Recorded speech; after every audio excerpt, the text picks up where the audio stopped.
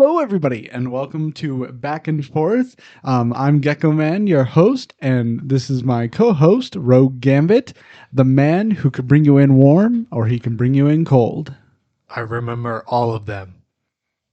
All right, let's move into our Star Wars versus Marvel. Today, we are going to be doing The Mandalorian, Din Djarin versus The Winter Soldier. James Buchanan Barnes. Just wanted to throw that in there, didn't you? Well, you threw in Jin Yar. Oh, I'm glad you didn't say the name I was thinking of. So this will be Gecko's favorite Star Wars character, the Mandalorian, versus my favorite Marvel character, Winter Soldier. Oh yeah, That's why we got this little battle on our hands. yeah. And if you want to know how we got it, you can just check out our last episode on that. So I'm gonna go ahead and start this today. Of course, you know Mandalorian, my favorite Star Wars character. Yeah, does he have any skills? Oh, zip it. He has skills. He has skills. It's called being a Mandalorian. Are we starting with the backstory first again? Yes, let's go ahead and start with the backstory. So he was born on the planet, and forgive me if I'm mispronouncing this to any of you listening there. Vatina, I think. Vatina? Yeah, I'm not sure if I'm pronouncing it. Never heard of this planet before, so it's a new planet to me. But he was born there. He was born in the time the final days of the Clone Wars. So the planet was being besieged by the Separatists. His parents were killed by the Separatists, and the Mandalorians came in, saved him, and he became a foundling, which foundlings are Baby Yodas. they are not baby Yodas. They are kids who were found by. They are orphaned kids who were found by Mandalorians, and by the code of at least this group of Mandalorians, they were to keep them sheltered and either bring them back to their family or train or raise them. And it was the choice of the kid to either join the Mandalorians or leave. Interesting. And So- he chose to stay. Yeah, he chose to stay, which I think is pretty interesting. Like it's interesting to. I think I just have more respect for the man for staying with the Mandalorians. Yeah, of course. We haven't necessarily seen that story, but that is very interesting to know. Yeah. So of course, we go through. He was trained as a Mandalorian. He heavily believes in what this small tribe of Mandalorians. I believe they are the Watch or something like that. I forget what their name, but they are actually a broken part of Death Watch. Oh, okay. I believe. I'm not exactly sure on that, but they fall into the very old ways of Mandalore, to where of a religion of where I believe in the books for Mandalore to continue living, a person would wear Mandalore's armor and never remove the helmet in front of others. So, Right. it was just it was interesting to read that, in my opinion. So of course, we go into the whole TV show now. Then in this point, they're on the on Navarro. He finds Baby Yoda. Is like, oh, foundling. Let's go ahead and keep you for myself. So it has it all. He gets his full Beskar armor. He gets all that, and I'm not going to go into his equipment just yet because I want you to be able to have a chance Alright. to say your backstory for Winter Soldier. And I think that's about it for Mandalorian. I'm not forgetting anything. Nope. All right. Alrighty. So James Buchanan Barnes, he was, well, first off, I should say we are doing once again the MCU version of this character. Though I am going to draw some of this backstory from the comics because he isn't given a whole backstory in the MCU. That's what we're made to believe. I mean, you could just be lying to us all. Hey, I'm sure there's people out there that know way more about the Winter Soldier than me. Okay. A little bit more of the Winter Soldier than me. All right, so he was born March 10th, 1917. Raised, so in the comics he was raised on a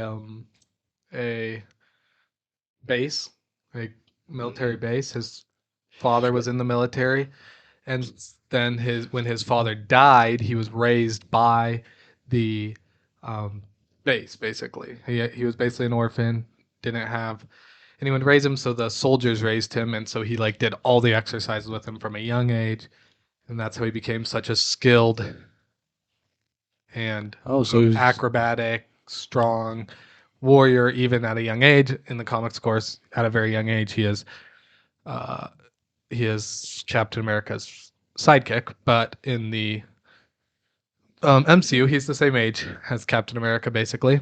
They're best so he friends. was younger in the comics. Yeah, in the comics, he's in the comics he was born about 10 years after Captain America. Oh, okay. So when Captain America's like 22 or whatever fighting in World War II, actually would have been like 25 or 26. He was like 14, 15. Oh, he was a teenager. Goodness. Yeah. So he's a little guy, but he was, because he had been raised on the base, he had a lot of all the combat skills and everything. But anyways, based on my research in the MCU, he still was like raised on a base, and that's why but he was still like best friends with Captain America. So but that's why he was such a large figure. He was, interestingly, this kind of goes into his abilities, but this is more his backstory. It is canon that he was a 3-time welterweight boxing champion. Oh, in the MCU, like it's canon in the MCU. That is from the comics, but it is canon in the MCU. Okay. So he is very skilled fighter even before he went into the military, in quotes, right? Because he was raised basically in the military. So then anyways, we all know the story after that, right? He joins the military during World War II, ends up falling into the icy river. Zola finds him, injects him with something. Some people think in the comics he gets injected with the Infinity Formula that we talked about before with Nick Fury. So he doesn't actually have the super soldier serum.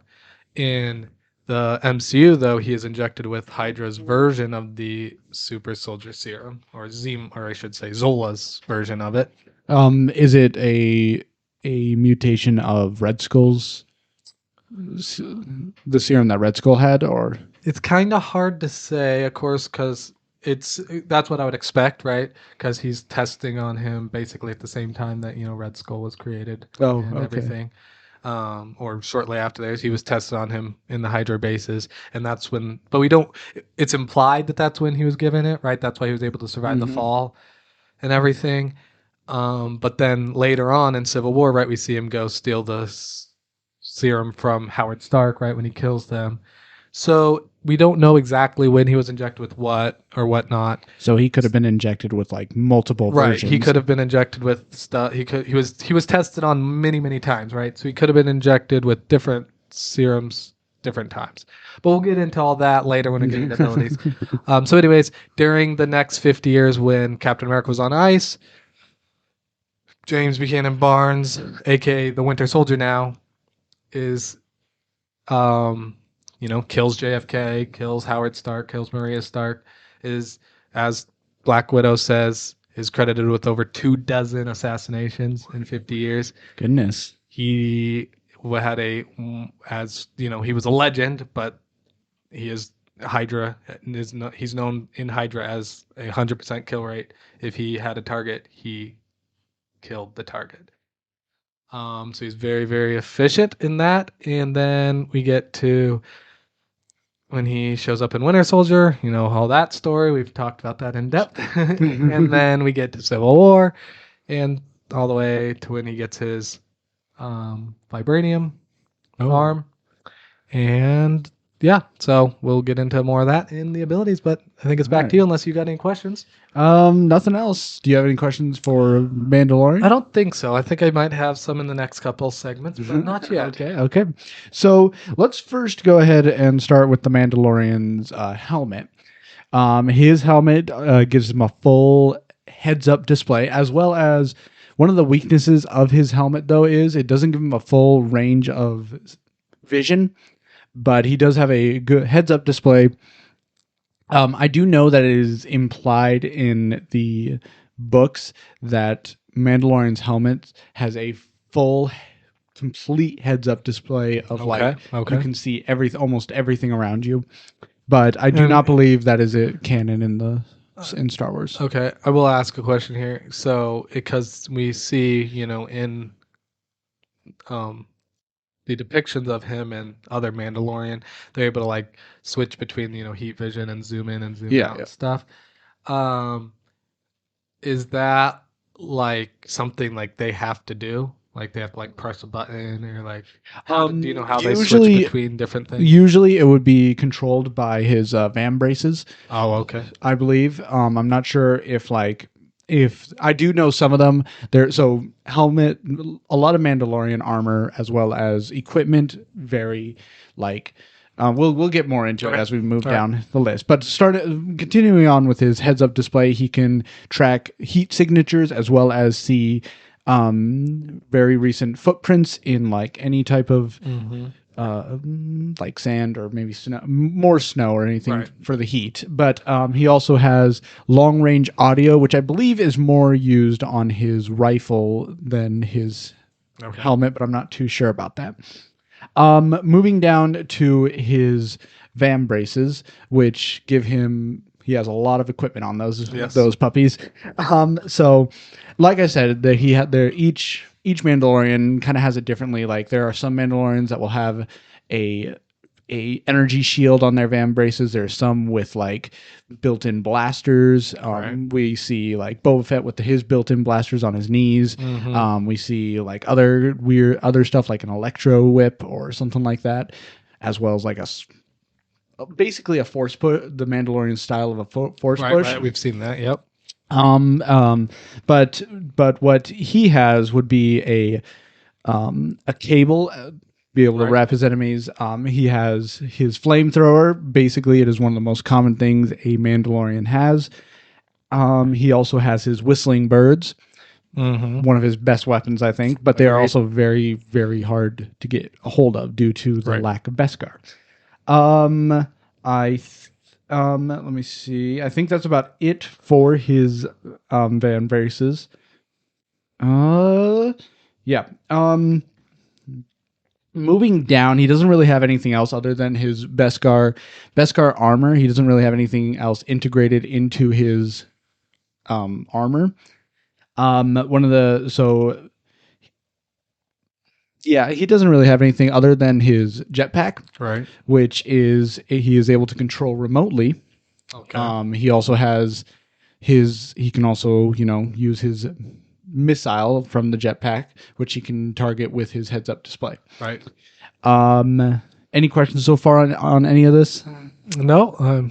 Very, very interesting. I think I remember all of his weaponry pretty well. What else? What other weapons does he have that's not integrated? So we can move on to his equipment. Unless you want to move to Winter Soldier. I think we can finish off his and then we'll move on. Okay. So he also, goodness, I can't say this name for some reason. It is the Ambon Phase Pulse Blaster, which I may be pronouncing wrong. It is that giant like pokey stick. Yeah, I know what you're talking about. Yep. So it can disintegrate as well as for close quarters combat electrocute, which I think is a great little attachment for his weapon right there. He also has vibroblades. They are blades that vibrate very, very fast, which gives them the ability to cut through armor a lot easier.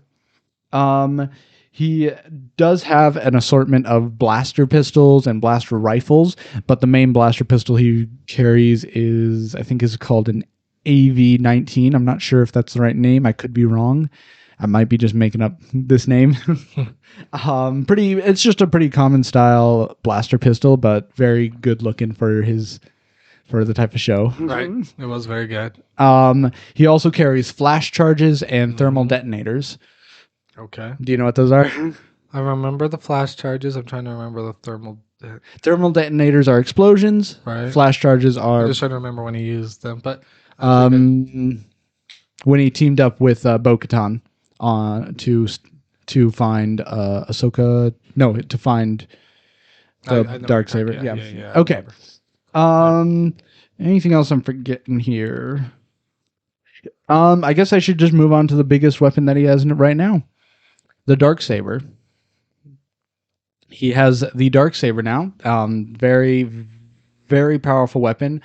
The way it's designed is so, as we all know, it actually looks like a sword. It doesn't Right. look like the normal blade. So which tells me that it is more, the energy is more concentrated on the front end of that blade Okay. to have a heavier stroke in Mhm. cutting. As they say in Rebels, one of my second favorite Jedis, Kanan Jarrus says how your thoughts and emotions go through the blade and power the blade. Okay, interesting. So, which is why it is possibly so heavy for him. That's about it for equipment. Do you want to move on to equipment, Yeah, and then we can move on to, I guess, vehicle? Yeah, I can do his weapons and equipment. So starting with his uniform as well. It is a Hydra lightweight tactical suit, which is made up of Nomex thread and Kevlar fiber, which is basically a very, very lightweight, flexible, as you can tell, suit that can stop basically only small firearms. So really fast, quick question about this. Why does everybody like to be wearing Kevlar? Because it's incredibly light for what it's able to stop. Oh, okay. I mean, I just, And also it's something that is used in a real world that they can apply to comics and kind of like bridge the gap between reality Okay. and fiction without it being too drastic. So I think it's just something that a lot of fantastical things use to like ground themselves in reality is why it's in so many things. Okay. Dropped in so many movies, in so many comics and everything. They just mention it's a lot like depleted uranium, right? Like it's just mentioned in Marvel Comics a lot because it's, something that almost bridges that gap between fantasy and reality. All right, so it can only stop small firearms, of course, but it is very, very flexible and is very useful in close quarters combats to slow knives and such. Okay. Of course, he has his bionic arm that we all know about. We don't know really in the MCU how strong it is. Mm-hmm. We know that it's gotten stronger now that it's vibranium. Well, doesn't he fall from a plane in Falcon and the Winter Soldier? Yeah, we'll get to more of his abilities later. Okay. I mean, I just feel like he kind of cushioned himself with his Right. arm. So what we know is when it was titanium in the Winter Soldier, he was able to just with it overpower Captain America's both arm strength, right? When he was stabbed, he's trying to stab him. So we know that it is very, very, very strong, superhuman strength in that arm. But we don't know like its limits. We haven't really got to see it, especially since it's been vibranium. We got to see kind of its limits, in the Winter Soldier and Civil War. But now that he has vibranium, we have definitely not seen its limits. But we'll just say he has superhuman strength in that arm. He also has superhuman strength in his other arm in the MCU, but we're not on abilities yet. So it can also stop bullets since it's vibranium. Even when it was titanium, you could stop bullets with it, even the high velocity rounds as we saw in Civil War. He can now stop basically any bullet and can, deflect most any weapon. He can also use it to absorb kinetic energy, like when he jumped out of the plane and stuff. So it's basically a smaller Captain America shield. Yeah, basically. Then other equipment he has, there is a lot. So I'm just going to go over the basics. So we first see him with his Gerber Mark II combat knife. He has quite a few other. He has a full Tang Tonto. He has a Gerber Tonto. He has the daggers he uses, throwing knives. He uses a bayonet knife. His guns he uses. He's got the Colt 1911 he uses in the first movie.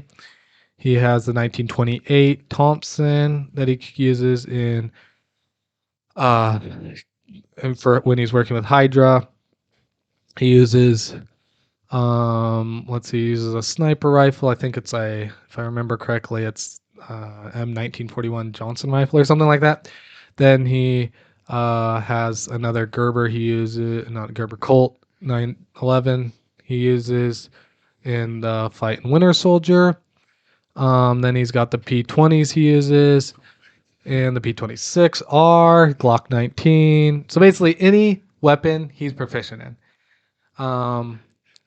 Do you want to go into abilities on yours, or do you want me to kind of go into some of his? Because he has a lot of abilities that go with his weapons and stuff that I can get into, or do you want to? So, so for the Mandalorian, he doesn't really have abilities. I forgot to say he also has, as we saw in Winter Soldier, his disc grenades. Yes, those things are beautiful. He has a lot of grenades, of course. Yeah. Anyways, so like I was saying, Mandalorian doesn't really have abilities, Right. but he does have fighting techniques, Right. which I will mention here.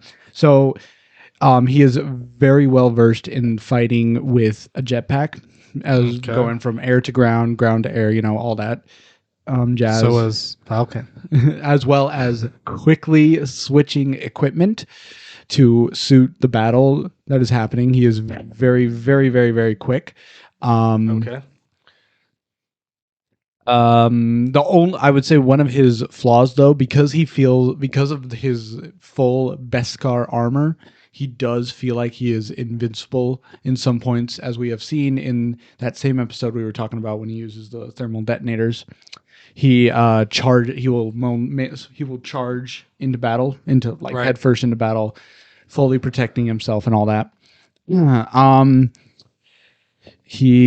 Let me think here. I think that's about it. Was there any specific fighting styles he uses, or I wasn't able forms to or anything? find any fighting styles. He is actually, one thing I will say, this is because he has not really fought with any melee weapons, because we saw how he fought against Right.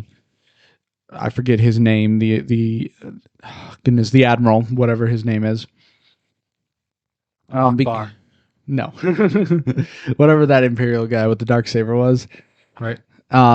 So the way he fought against him, as well as he is fighting with the Darksaber, and how difficult he is having with it, because he's fighting against the Darksaber, basically, I would say he is not versatile in hand-to-hand combat. Right. So that is a weakness of his right there. So he will keep it at a distant range. Okay. Moving on to you. What do you have for us? So he has a lot of. Oh no. He's very much a hand-to-hand combatant. So once again, he has the Super Soldier Serum, which enhances all of his physiology. He has superhuman strength. He has superhuman agility, reflexes, stamina. He has a healing factor, very high healing factor. He can heal from just about any wound within a couple of days at the most. The only thing he can't heal from is lost limbs, of course, and death. So he's not Wolverine or anything, but he can heal from most wounds very, very quickly. He also has enhanced durability, which I was saying we were talking about for when he jumped out of the plane. His body can take great impact without being hurt at all, and then when it's hurt, of course, he heals very quickly from it. When it comes to his fighting styles, he is a master in Sistema, Krav Maga, Karate, Muay Thai, and Kali. So he's mastered many forms of martial arts. He, of course, was trained in the U.S. Special Forces, Russian Special Forces, Hydra Special Forces, and then in the comics he was trained under Shield. He trained under Nick Fury and with Nick Fury for a long time. Of course, in the MCU he has not done that, but he does have extensive training. So he is an expert tactician as well. He was a leader of the Howling Commandos. He was a leader of other U.S. He was a leader of other U.S. forces in World War II. He led teams in Hydra teams, Russian teams. He, of course, did all the training that we see with the other super soldiers, right, and Civil War. So very, very extensive training. He's basically proficient with any weapon you put in his hands. He can, in the comics, it said, I can't remember exactly how it goes, but Black Widow basically says he will learn any weapon that you give him better than you. Like, doesn't matter how good you are. If he gets his hand on the weapon, he'll learn it and be better than you. Any questions? No questions, but I do want to say something here. So, in my research for Mandalorians, their equipment and stuff like that, I did learn there were a lot of stuff to combat a Jedi. Okay, right. One of them, which reminds me of these gauntlets he wore, not Mandalorian, not the Mandalorian, but other Mandalorians in the books. They have worn these Beskar gauntlets that were able to break basically anything. But of course, the Mandalorian doesn't have it. We don't know, of course, with the third season coming out, we don't know if like the Mandalorian will gain more equipment. As well as I've said before, he does have an array of blasters as well as other equipment on his gunship. I forget the name of it now. Goodness, something Starfighter. No, not Star. It was Razor Crest. That's what it was. Oh, the other one. Yeah. Not the N1 Starfighter, the Razor Crest. Yeah. So he had an array of weapons on there, but I do not know all of them. I have not been able to really get a whole lot on it. But yeah. So by going off of what he just has, what he holds on to him at all times, he is versed in more ranged combat than he is in close range combat. He will fight in close range, as we know of. If it comes to it, we do know that a lightsaber will be stopped by his armor. Right. But knowing that, yeah, that's about it for that. Alrighty. Anything else you want to get into before we get into the nitty-gritty battle? Does Winter Soldier have any vehicles? I mean, he is a trained pilot, as we saw, so he can fly. We see him, in the comics he has a motorcycle, but we see him drive the motorcycle in Civil War. So he can drive basically any vehicle. He can fly just about any plane or aircraft. But he doesn't necessarily have like a vehicle like, the Mandalorian has his spaceship. So. Mm-hmm.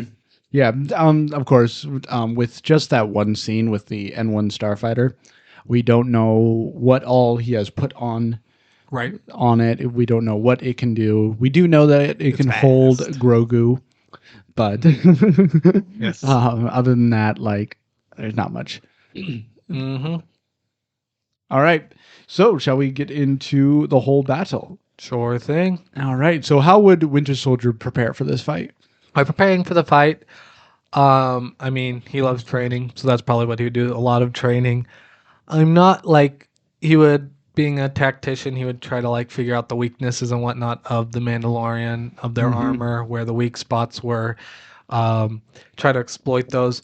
I don't know that he would, get any, he's very versed in the equipment he uses, so I don't know that he would necessarily get any other equipment other than, I could see him, asking Cap for a shield or something to protect him from, the array of weapons. Something that's a little bit better than just his arm to stop bullets and whatnot. But he would most likely, I doubt he would be, trying to find a lightsaber and learn that or anything like that. He would be definitely going with the weapons he knows well already. Okay. Yes. So Mandalorian, I think he would of course, he is a bounty hunter more or less. He would be he would be looking for someone to pay him for the job. Well, right now he's not really a bounty hunter. He's more of just a guy just trying to do the right thing, just live in the universe. Yeah. But So I think in his way of getting ready, he would be in a Mandalorian's way of getting ready. He would make sure all of his equipment's all loaded. He would make sure everything's working. He would be sure it's all on correctly, all that.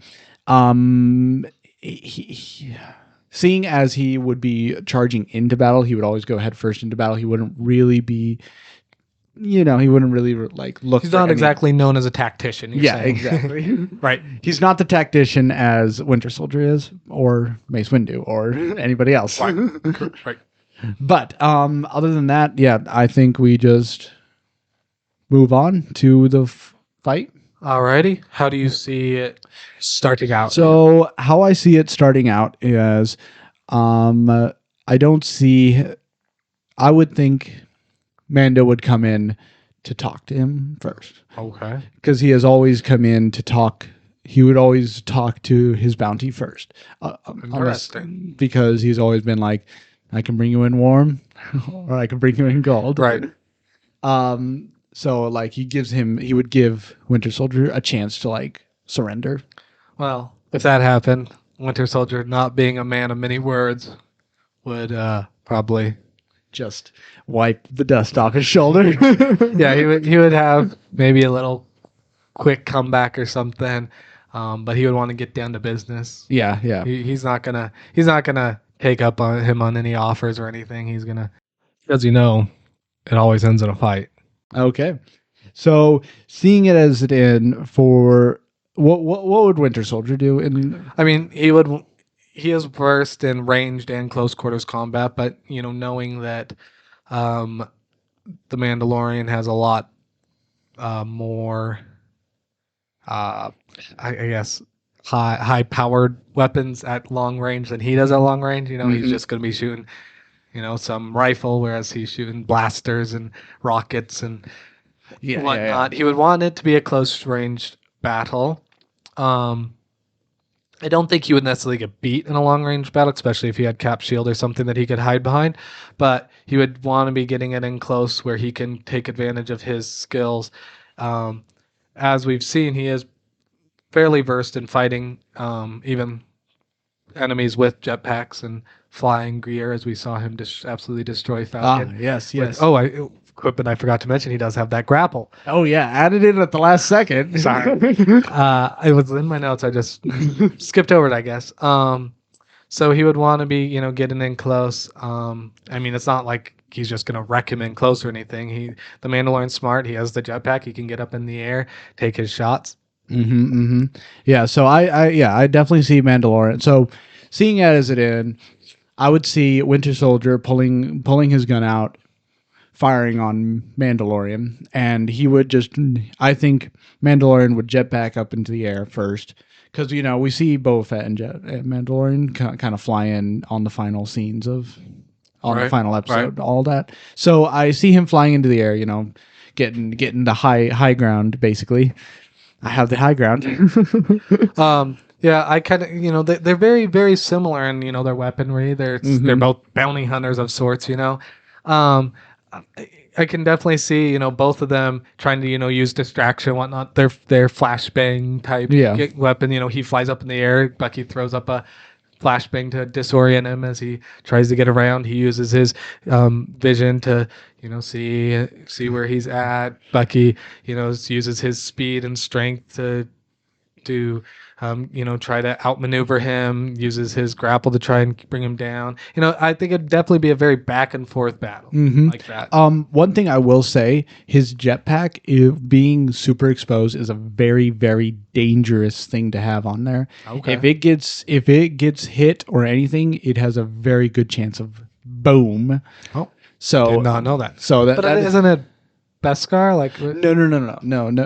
Jetpacks do not have Beskar. Okay. They are not. I do not. So they can be like penetrated pretty easily. Yeah, they can be like. Okay. So you see in multiple accounts on the Clone Wars, Rebels, and I believe even in the Mandalorian, the jetpack can get penetrated, taken out, and it would have a very good chance of blowing up in the face of the user, if not removed quickly. Okay. So yeah. How do you see the battle ending then? So as I see it, as if he were to take him into the sky, Winter Soldier would, of course, try and get behind him, possibly taking out the jetpack to kind of take him out quickly, or just get him to the ground. How I would see it, I would see this battle going on for ages, them doing a lot of long range, and then it would have to be a close range fight because they would run out of their Right. Mandalorian would run out of charges on his blaster. I would see Winter Soldier running out of ammo, or better yet, I would see both of them being like, "This isn't going. This is just us firing. This is getting us nowhere." Right. So I can see Mando pretty quickly using the whistling birds. Right. Those are not effective they are not super. I would say they are more used as a way to knock out an enemy. Okay. So, while yes, it could be a way to give Mandalorian a chance to get in close and stab him with the Darksaber, Yeah. What would you see through that fight there? Yeah, I think that's very similar to how I would see it going. I definitely think it would be a fairly prolonged fight. Barring, some lucky shot that one of them gets in. But I definitely think it'd be a pretty prolonged fight where they're back and forth. He's up in the air. They're using ranged weapons, coming in close, getting further away, taking their shots. I definitely agree that it would probably eventually end, close quarters combat. I think that, like you were saying, like a lot of concussion type disorienting, but both of them being very skilled in that themselves. I don't think it would be all that effective. Winter Soldier's, enhanced physiology wouldn't be affected too much by most of that stuff, whereas the armor of the Mandalorian wouldn't be very affected. So I think that side of it would be pretty even. I think the weaponry would be pretty even. I think it'd come down in close range to Winter Soldier's skills versus the Darksaber. Yeah. So I could see it as heading off in this way. They run out of their ammo. I could see Winter Soldier just charging in to Mandalorian, and Mandalorian would use his flamethrower at that point. Okay. Still trying to keep it at a sort of distance, but he knows it's going to be coming in close quarters combat. Or at least one of them running at each other to use, and he still uses his flamethrower. But I can also see it, if I had to be honest here on who would win this fight, if it comes down to it, close quarters combat, Winter Soldier would win the fight. Yeah, it does come down to him, Winter Soldier, of course, finding a weakness.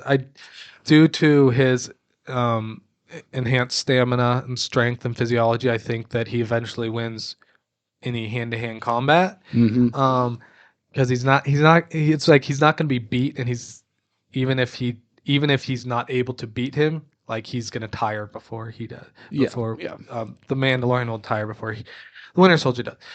But I do see him finding a weakness and exploiting it. And yes, the dark, like, if he was more versed in the Darksaber than I've seen that he is, because he's not at all. Yeah, he's not going to be able to use that in any capacity to be able to keep up with his speed, let alone if he has Captain America shield or something that can slow it down. Yeah, the only thing I can say that would possibly give him a chance is if he were to use the weight of the Darksaber as a different weapon.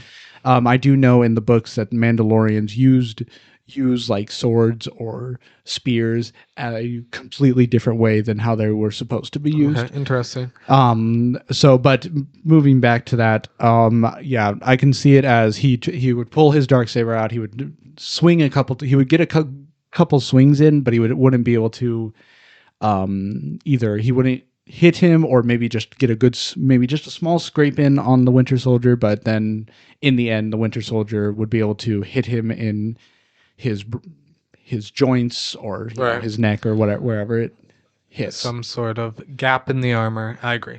Winter Soldier eventually wins. Which prolongs. That shouldn't. He's a worthy opponent. It saddens me because, I would expect the Mandalorian to beat the Winter Soldier in that fight. Okay. But in that discussion there, I can agree that the Mandalorian would lose a fight against the Winter Soldier to at least melee combat. The only way I can see him winning is if he were able to get good shots in on the Winter Soldier, maybe even trying to take out his metal arm from the very beginning. I don't know if you're taking out a vibranium arm very easily. Yeah, I mean, he doesn't know the vibranium. That's true. He wouldn't know He the doesn't. vibranium. Right. Vibranium. Yeah. So, You heard it here. yeah, you heard it here. Confirmed source. No, actually, if you guys want to put in your comments about who you think would win, give us a little update. I think we'll try to get another poll up that we'll actually look back on and talk about next week. Maybe on either a Twitter poll or just in the Spotify or something's description, where you can vote on who you think would win. But definitely do that, or leave a comment or something with who you think would win. Yeah, definitely. I would like to know what you guys would think. Yeah, shall we move on to what's upcoming? Sure thing. Do you got anything you want to go over first? Oh, I've got some stuff. Finally, I've got some stuff. So, of course, nothing. I haven't found anything new for Andor, Mandalorian, or the Bad Batch. Okay. Obi-Wan Kenobi. Ooh. Oh, more stuff about Obi-Wan. Let's go. What do we got? So, of course, Kenobi, we all know Darth Vader is going to be coming into the show. We don't know if he's going to be like possibly in a flashback of something. Okay. Or if he's going to be like just on another ship. I will be very sad if he comes to Tatooine and fights Obi-Wan Kenobi. That would be disappointing. Yes, it would just be sad. I can see it as Obi-Wan has to leave the planet for a while and he fights Darth Vader. But that's not the one thing that's a complete rumor of Vader fighting Obi-Wan Kenobi. Yep. It could be because this is confirmed. There is now a confirmed new Jedi who survived Order 66. Another one? Yep. Definitely. From what I understand it as, he's gonna go see Obi-Wan Kenobi. He is going to be like, let's rebuild the Order. He's going to be basically, and Obi-Wan, I'm assuming, is going to agree to help him, but he's going to stay on Tatooine teaching him the Jedi ways, because I think it's a Jedi Padawan. Oh, okay. So, but... Is this like never before seen in books, movies, anything Jedi? Or is this like, he's similar to this Jedi that was seen here? There was Kyle Katarn. I hear it's going to be Kyle Katarn. I don't know much about him. Okay. I do know he is a Jedi Knight in the Order. Okay. But I think he's going to become if he is this Jedi that's going to pop up, I believe he's going to be a Jedi Padawan. Alrighty. But now this is another rumor that's going around for it. And what I'm really excited for if it happens. So, and it's my suspicion too if they bring this in, because if they have a new Jedi pop up, we may have a live action Inquisitor show up. Nice, which I would love to see. Yep. I really hope he's in for a long time. I hope he stays and like main villain type. Yeah, I hope he's the main villain and not Vader. Right. But if Vader's just behind the scenes. Yeah, he's just behind. Maybe you see a little force communication between. What? Force communication? Like what Kylo Ren and Rey were doing. Please no. I absolutely hated that. Well, what also makes me excited for a show like this is we see more of the Jedi's abilities, Jedi's stuff, but we see a live action Inquisitor. I'm excited. I hope it comes. That's my excitement for it. Anything for you? It's not a whole lot. We talked about the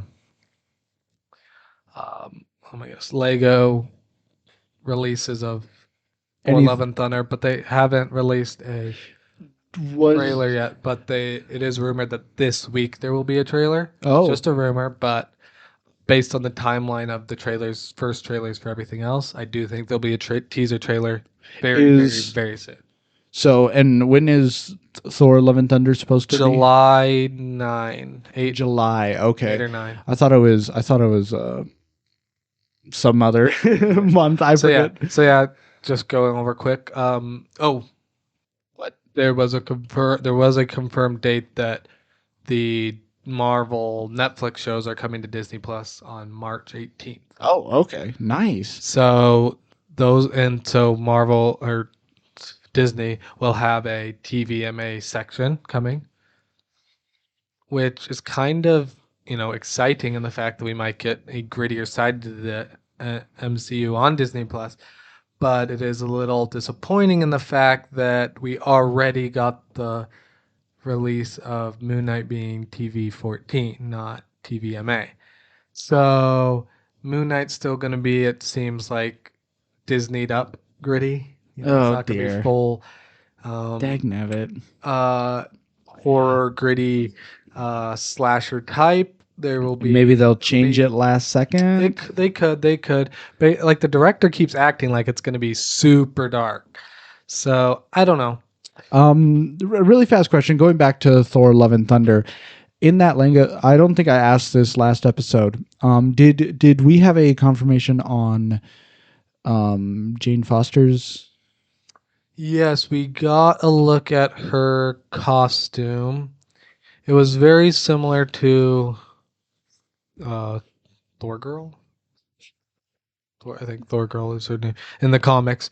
It was very similar with like the helmet that like covers the eyes, like has the eye hole, and then with it looked like it had wings, but they weren't like the wings on Thor's helmet. They kind of like were part like engraved in the helmet almost. Very similar breastplate colors, the straps. So yeah, it seemed very similar. Of course, it's Lego. Like it's kind of hard to tell exactly what it'll look like. But yeah, of course, you can't really tell much from Right, Lego. right. But yeah, okay, that's kind of cool. Anything else for? so yeah, we got that, and then they also released the new and improved timeline for Phase 4. Ooh. I kind of want to talk about this more on after party because there's a lot of just rumor. But what we got is a lot of untitled things coming up in 2023 and 2024. And so we know what they're supposed to be. We know what movies are coming, but we don't know which one's which.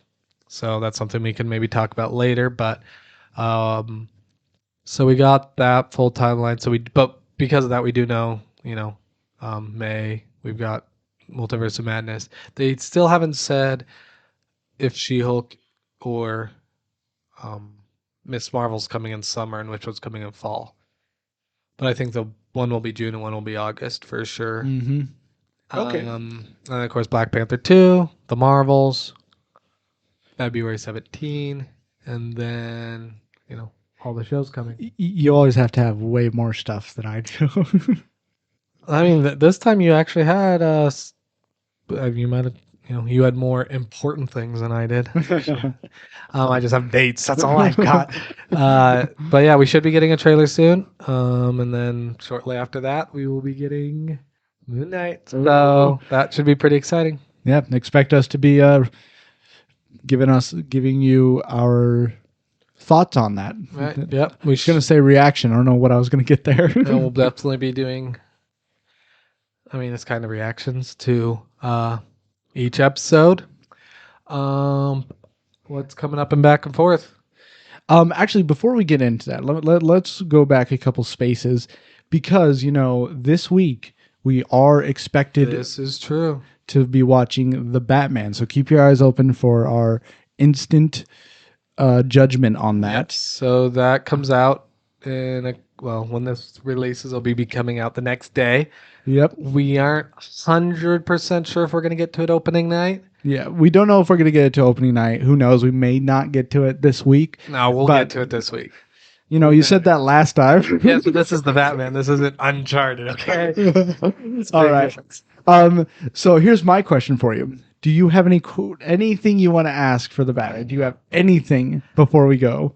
So we know the main villain. We know that there's going to be a lot of villains. We know that it's kind of early on in Batman's career. Do you feel like the trailers have told you a lot?